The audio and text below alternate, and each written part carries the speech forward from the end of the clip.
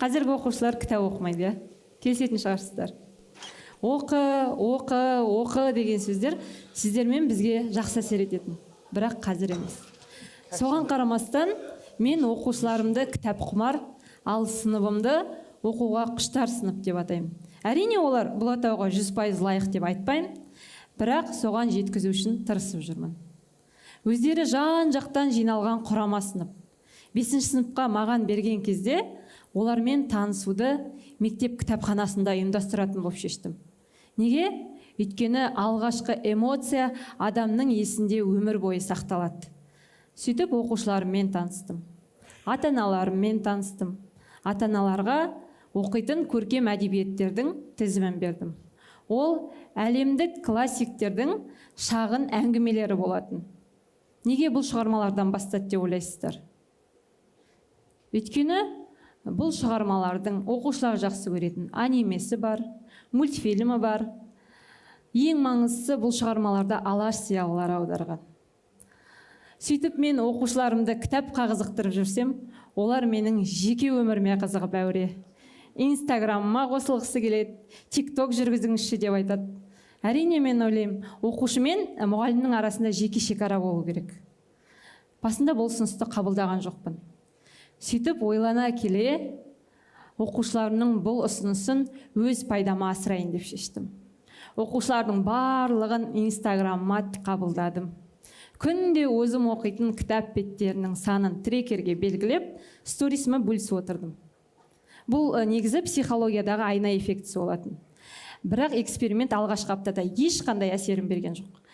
Мен де бөлісуді тоқтатқан жоқпын. Тек 2-ші аптада ғана сыныптың чатына таныс суреттер келе бастады.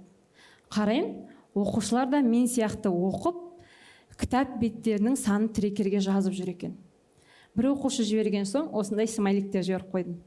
Содан шабыттанды ма, оқушылардың барлығы жарыса өздерінің трекерлерін жіберіп, менің қатысуымсыз өздері талқылай бастады. Бұл айна эффектісі менің оқушыларыма ғана емес, басқа сыныптың оқушыларына да жақсы әсер етті. Тіпті әріптестерім де, жай ғана инста достарым да осы экспериментті қолданды.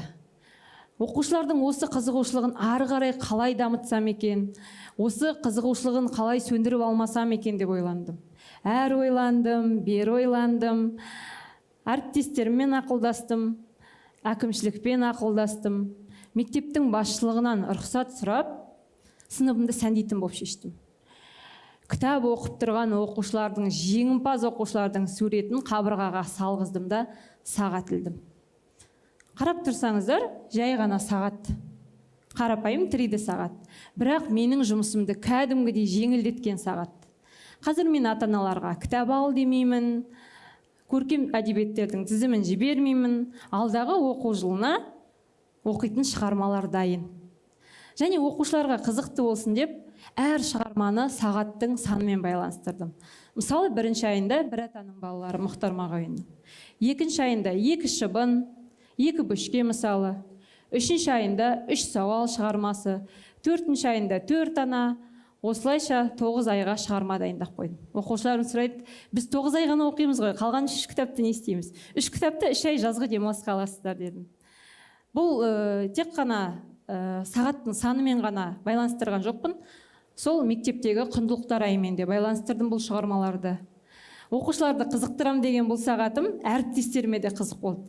Мәссаған, біздің әдебиетте осындай сағаттың санына, жалпы санға байланысты шығармалар көп екен ғой. Іздесек табуға болады деген сияқты жақсы пікірлерін айтты. Сөйтіп жыл басында келісіп алдық. Ай сайын осы шығармаларды оқып қорытындылаймыз. Жақсы оқып, жақсы талдаған оқушыларға сертификат берем. Оқу жылының соңында кімде 9 сертификат болады, сол жеңімпаз дедім. Қазір менің сыныбым осы жыл қорытындысына белсенді түрде дайындалып жатыр. Енді біз қазір 8 шығарма оқыдық. Оқушыларым 100% қатысқан шығарма бұл бір атаның балалары.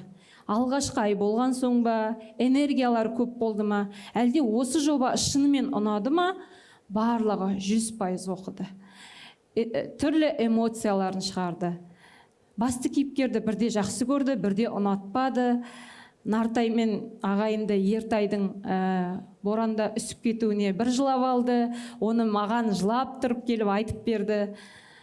Сөйтіп, оқушылар 100% оқығаннан кейін, мен де құр сертификатпен шектеуге ұялып, демеуші іздедім.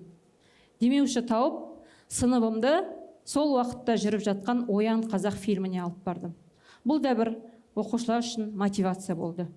Оқушыларыма кейде уақыт бергім келеді. Бір айда сабақтары бар деген сияқты, үлгермей қалады, бір айда бір шығарманы оқып, кішкентай болса да. Сондай уақытта оқушыларым айтады: "Жоқ, біз 3 сауал шығармасында оқыдық қой. Әр нәрсе өз уақытымен жасалу керек. Біз үлгеруге тырысамыз. Бізге қосымша уақыт бермеңіз." Оқушыларымның осылай тек қана сертификат үшін ғана емес, кітаптардан бір құндылық алып жатқаны мені қатты қуантты. Ақылды тентектерімнің мектептің спорт залынан бөлек мектепте жақсы көретін тағы да бір орны бар. Ол мектептің IQ студиясы. Үнемі сол жерде оқушылармен жұмыс жасау керек болған кезде таласып қалады. Бір-екі оқушыны алып, қалғанының көздерін жәудіретіп тастап кету маған да үнемі қиын болды. Сондай күндердің бір күнінде оқушыларға ұсыныс тастадым. Сыныптың барлығы қатысатын бағдарлама жасайық. Сіздер кітап құмар оқушысыздар. Сіздер оқуға құштар сыныпсыздар. Басқа сынып қандай кітап оқып жатыр екен? Сол оқушылармен сұхбат жүргізейік дедім. Енді қазір менің сыныбым басқа сыныптың оқып жатқан кітаптарымен танысу үшін сол сынып оқып жатқан кітапты оқиды. Сол кітаптармен танысады, сұхбат жүргізеді, бағдарлама жасайды. Және бағдарламаның да атауын ғибрат деп өздері қойды. Өйткені біз сол уақытта Абай атамыздың қара сөздерін өтіп жатқан болатынбыз. Сол қара сөзден алып ғибрат деп атадық. Жалпы оқушылар кітап оқымайды деген ойымның қате екенін мен осы халықаралық кітап сыйлау күнінде көз жеткіздім. Кезекті бір осындай ойын ұйымдастырдық, жеребе тастадық. Бір-бірімізге кітап сыйлайтын болып келістік. Бірақ кім-кімге кітап сыйлайтынын білмейді. Әркім өзінің уиш-листтегі қалауындағы кітапты айтады. Мен негізі ойлайтынмын, менің оқушыларым тек менің ықпалыммен ғана, менің қалауыммен ғана кітап оқиды деп. Сөйтсем, тізімнің басы Гаухар Тастан басталып, Жюль Верн, Агата Кристидің шығармаларымен аяқталды ғой. Жалпы, менің ана ретінде де, ұстаз ретінде де ұстанымым: баланы тәрбиелеме, өзіңді тәрбиеле. Ол сізден көргенді қайталайды. Назарларыңызға рахмет. Сіздермен бірге болған республикалық мұғалімдерге арналған үздік оқырман байқауының жүлдегері, оқуға құштар сыныптың сынып жетекшісі.